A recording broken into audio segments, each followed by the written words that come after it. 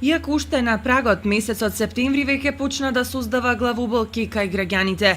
Дека септември е еден од најтешките месеци во годината и е пандан на празничниот јануари е веќе одамна потврдено.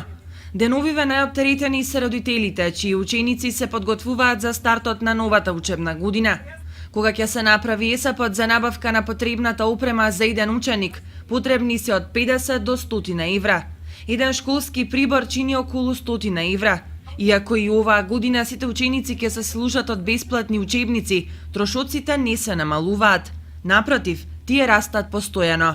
Моливи книги, тетрадки, боенки, ранци и облека за на училиште се само дел од потребниот инвентар на еден ученик. Ваквите трошоци сериозно се одразуваат врз скромниот македонски семеен буџет. Дел од родителите се жалат, велики дека трошоците тешко се подмируваат, а уште потешко ако во едно семејство има двајца ученици, тогаш се дуплираат и едва се покриваат со една месечна плата. И покрај тоа најчестата гледка оваа и следната недела ќе биде постојаниот метаж во градските книжарници. Покрај училишниот прибор не би било во ред ученик да тргне на училиште со стара облека.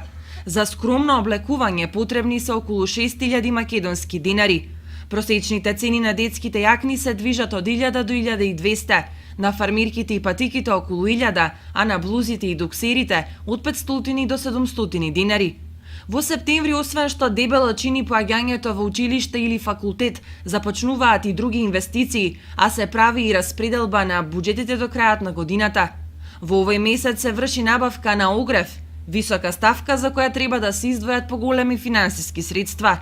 Тука се и популарните зимници како дел од нашата долга кулинарска традиција, која во последно време почна да се менува, посебно по големите поскапувања на зејтинот и шеќерот. Имајќи ги предвид цените на зејтинот и пиперот, кои последните години се исклучително високи, домакините два пати размислуваат пред да се одлучат да спремаат зимница. Несомнено така ќе биде и оваа година.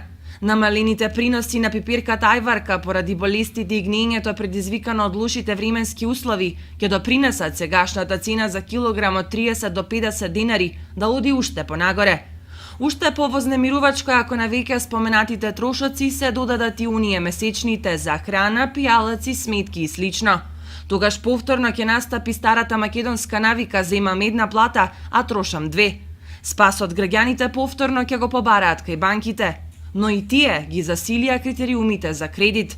Се и потешко се враќаат позајмените пари, а за нови не сакаат ни да слушнат.